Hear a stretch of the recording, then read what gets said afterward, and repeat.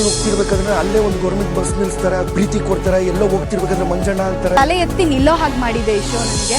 ಕರ್ಮಗಳನ್ನ ಕಳೆದಂತ ಜಾಗ. ಕಾರ್ಗೆ ಏನು ಕೊಟ್ಟಿದ್ದೆ ಗೊತ್ತಿಲ್ಲ, ಪುನರ್ಜನ್ಮ. Big Boss, and I love you so much till my last breath. Bigg Boss ಮನೆಯನ್ನ ಬಿಗ್ ಬಾಸ್ ಪ್ಯಾಲೇಸ್ ಎಂಬುದಾಗಿ ಮಾಡಿ ಎಲ್ಲ ಸ್ಪರ್ಧಿಗಳನ್ನ ಹೋಟೆಲ್ ಮ್ಯಾನೇಜ್ಮೆಂಟ್ ಮಾಡುವ ಸೇವಕರನ್ನಾಗಿ ಮಾಡಲಾಗಿದೆ.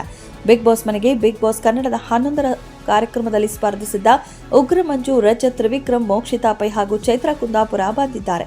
ಕಳೆದ 3 ದಿನಗಳಿಂದ ಸ್ಪರ್ಧಿಗಳೊಂದಿಗೆ ಆಟವಾಡಿ ಮನೋರಂಜಿಸಿದ್ದಾರೆ. ಇದೀಗ ಅವರ ಕೊನೆಯ ದಿನ. ಹೀಗಾಗಿ ಬಿಗ್ ಬಾಸ್ ಕುರಿತು ಮಾತನಾಡಿ ತುಂಬಾ ಭಾವುಕರಾಗಿದ್ದಾರೆ ಮಾಜಿ ಸ್ಪರ್ಧಿಗಳು. ಕರ್ಮಗಳನ್ನ ಕಳೆದಂತ ಜಾಗ. ಕಾರ್ಗೆ ಏನು ಕೊಟ್ಟಿದ್ದೆ ಗೊತ್ತಿಲ್ಲ, ಪುನರ್ಜನ್ಮ. Big Boss, and I love you so much till my last breath.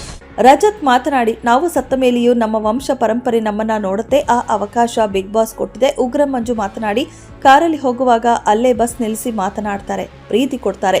Mokshitha ಅವರು ಮಾತನಾಡಿ, ನನಗೆ ತಲೆ ಎತ್ತಿ ನಿಲ್ಲುವ ಹಾಗೆ ಮಾಡಿದ್ದು ಬಿಗ್ ಬಾಸ್, ಕರ್ಮಗಳನ್ನ ಕಳೆದಂತಹ ಜಾಗ ಎಂದರು. ತ್ರಿವಿಕ್ರಮ್, ಚೈತ್ರ ಕಣ್ಣೀರಿಡುತ್ತಾ, ಬಿಗ್ ಬಾಸ್ ಯಾರಿಗೆ ಏನು ಕೊಟ್ಟಿದೆ ಗೊತ್ತಿಲ್ಲ, ನನಗಂತೂ ಪುನರ್ಜನ್ಮ ಕೊಟ್ಟಿದೆ ಎಂದು ಭಾವುಕರಾದರು. ಕಾರಲ್ಲಿ ಹೋಗ್ತಿರ್ಬೇಕಾದ್ರೆ ಅಲ್ಲೇ ಒಂದು ಗೌರ್ಮೆಂಟ್ ಬಸ್ ನಿಲ್ಸ್ತಾರೆ, ಪ್ರೀತಿ ಕೊಡ್ತಾರೆ, ಎಲ್ಲೋ ಹೋಗ್ತಿರ್ಬೇಕಾದ್ರೆ ಮಂಜಣ್ಣ ಅಂತಾರೆ. ತಲೆ ಎತ್ತಿ ನಿಲ್ಲೋ ಹಾಗೆ ಮಾಡಿದೆ ಈ ಶೋ ನನಗೆ.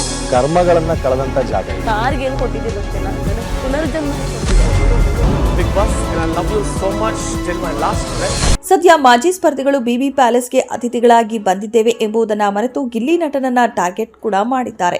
ಗಿಲ್ಲಿ ಬೈದಿದ್ದನ್ನ ಟಾಸ್ಕ್ ಎಂಬುದನ್ನ ಅರ್ಥ ಮಾಡಿಕೊಳ್ಳದೆ ಜಗಳಕ್ಕೆ ಮುಂದಾಗಿರುವುದು ಗಿಲ್ಲಿ ಅಭಿಮಾನಿಗಳಿಗೆ ಬೇಸರ ಕೂಡ ಉಂಟಾಗಿದೆ. ಕಾರಲ್ಲಿ ಹೋಗ್ತಿರ್ಬೇಕಾದ್ರೆ ಅಲ್ಲೇ ಒಂದು ಗೌರ್ಮೆಂಟ್ ಬಸ್ ನಿಲ್ಸ್ತಾರೆ, ಪ್ರೀತಿ ಕೊಡ್ತಾರೆ, ಎಲ್ಲೋ ಹೋಗ್ತಿರ್ಬೇಕಾದ್ರೆ ಮಂಜಣ್ಣ ಅಂತಾರೆ. ತಲೆ ಎತ್ತಿ ನಿಲ್ಲೋ ಹಾಗೆ ಮಾಡಿದೆ ಈ ಶೋ ನನಗೆ. ಕರ್ಮಗಳನ್ನ ಕಳೆದಂತ ಜಾಗ. ಕಾರ್ಗೆ ಏನು ಕೊಟ್ಟಿದ್ದೆ ಗೊತ್ತಿಲ್ಲ, ಪುನರ್ಜನ್ಮ. Big Boss, and I love you so much till my last breath.